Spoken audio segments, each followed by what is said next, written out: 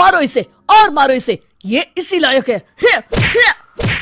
अरे मारो यार। सरपंच जी, कालिया को चोरी करते हुए हम सब ने रंगे हाथ पकड़ा है।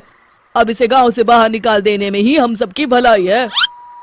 तो देर किस बात की है, अभी इसे धक्के मार के इस गांव के बाहर का रास्ता दिखा दो। अरे सरपंच जी, ऐसा मत करिए, मुझे एक मौका और दीजिए, मैं दोबारा कभी चोरी नहीं करूंगा। लेकिन गांव वाले उसकी एक नहीं सुनते और उसे मार मार के गांव की सीमा के बाहर निकाल देते हैं। मेरी कमर दर्द के मारे मेरी जान निकली जा रही है। कमबख्तों ने जम के धुलाई की है मेरी। अरे भगवान करे इनके गांव में भूचाल आ जाए, धरती फट जाए और सब गांव वाले उसमें समा जाए।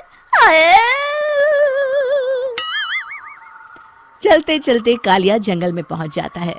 उसे वहां एक प्रयोगशाला दिखाई देती है। अरे इस जंगल में ये अजीब सा दिखने वाला घर किसने बनाया है, चल कर देखना पड़ेगा। कालिया प्रयोगशाला के पास चला जाता है। दो वैज्ञानिक प्रयोगशाला में बातें कर रहे होते हैं। बधाई हो डॉक्टर चमन, आखिरकार हम दोनों ने मिलकर एक ऐसी घड़ी का आविष्कार कर लिया है जिसे पहनकर कोई भी इंसान गायब हो सकता है।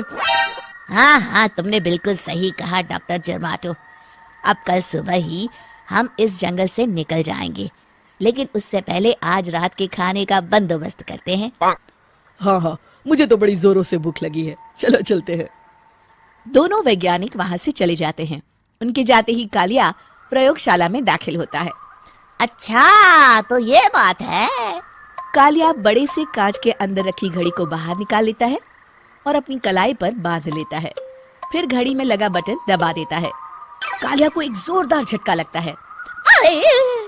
कालिया अपने आप को आईने में देखता है तो उसका पूरा शरीर पूरी तरह से गायब हो चुका होता है।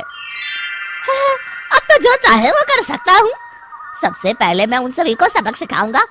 गांव वालों, मैं आ रहा हूँ। कालिया गांव की ओर चल पड़ता है। थोड़ी देर के बाद दोनों वैज्ञानिक वहां आते हैं। अरे ये क्या, लगता है कोई हमारी घड़ी चुरा कर ले गया है। ये देखो पैरों के निशान। अब क्या होगा, अगर वो घड़ी किसी गलत हाथों में पड़ गई तो अनर्थ हो जाएगा। तुम चिंता मत करो, हमारी घड़ी में जो बैटरी लगी है ना, वो सिर्फ 24 घंटे चलेगी। उसके बाद वो घड़ी काम करना बंद कर देगी। उधर दूसरी तरफ गांव में सरपंच अपने घर में सो रहा होता है। तभी एक आहट से उसकी नींद खुल जाती है। अरे कौन है वहाँ? बड़े मजे से सो रहा है, आज मैं तुझे नहीं छोड़ूंगा। कालिया पास में पड़ा डंडा उठाकर सरपंच की पिटाई शुरू कर देता है। ये ले और ये ले, इसी लायक है, ले। अब मर गया। अरे ये क्या हो रहा है? अरे कोई बचाओ मुझे, मेरे घर में भूत आ गया है। सही कहा, मैं भूत ही तो हूँ, ये ले। अरे भूत जी, मैंने आपका क्या बिगाड़ा है, मुझे छोड़ दीजिए। आपको क्या चाहिए?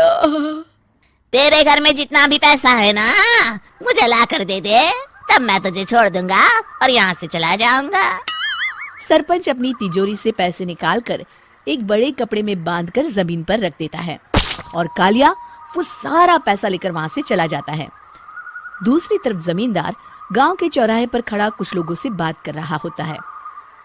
इस कमीने जमींदार ने भी मुझे बहुत पीटा था, इससे भी बदला लेना तो बनता है। हाँ?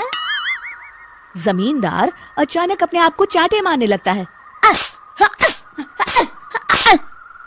अरे भाई ये क्या हो रहा है? जमींदार साहब अब ठीक तो है ना? अरे मुझे नहीं पता भाई। अरे मर गए रे, ये तो पक्का किसी भूत प्रेत का काम है। जमींदार के अंदर कोई भूत आ गया है, इससे पहले कि ये हमारे अंदर आ जाए। मनोहर भाई, अपनी जान बचानी है तो भागो यहाँ से। ये क्या? अरे बाप रे बाप, मुझे तो भूतों से बड़ा डर लगता है, मैं तो चला यहाँ से। अगली सुबह इस घटना से पूरे गांव में दहशत फैल जाती है। सभी गांव वाले आपस में बात करने लगते हैं। अरे भाई, पता नहीं कहां से हमारे गांव में एक भूत आ गया है। उसने कल रात को सरपंच और जमींदार की खूब पिटाई की और उनके सारे पैसे भी लेकर चला गया। हाँ भाई हाँ, ये भूत तो मुझे बड़ा अजीब लगता है। मेरी समझ में नहीं आता कि भूत उन पैसों का करेगा क्या। अरे तेल में पकोड़े बना के तलेगा बेवकूफ। इस बात की चिंता करके कहीं वो भूत हमारे घर में ना आ जाए। तुम बिल्कुल सही कह रहे हो आर्या, मैं भी इसी बात से घबरा रहा हूँ। अच्छा, अब मैं अपने घर जा रहा हूँ, तुम सभी अपने अपने घर चले जाओ, उस भूत का कोई भरोसा नहीं है। हाँ। तीनों वहां से चले जाते हैं। दूसरी तरफ कालिया सारे पैसों को एक खंडर में छुपा देता है। इतने सारे रुपए तो मैंने अपनी पूरी जिंदगी में एक साथ कभी नहीं देखे। इस तरह कुछ दिनों में मैं अमीर बन जाऊंगा। आज मैं उस मोटे बब्बन को अपना शिकार बनाऊंगा। सुना है दहेज में बहुत सारे पैसे और गहने मिले हैं उसे। रात होते ही कालिया बब्बन के घर में घुस जाता है। हाँ, मिल गई तिजोरी। अब जल्दी से इसे खोलकर सारे पैसे निकाल लेता हूँ। अरे खुल जा खुल जा। खुल गई। कालिया पैसे थैले में भर ही रहा था कि तभी बब्बन उसके बगल में आकर खड़ा हो जाता है। भाई क्या कर रहा है हाँ? अरे हट। अरे तेरी इतनी हिम्मत, मैं तेरे सामने खड़ा हूँ और तू फिर भी मेरी तिजोरी से पैसे चुरा रहा है।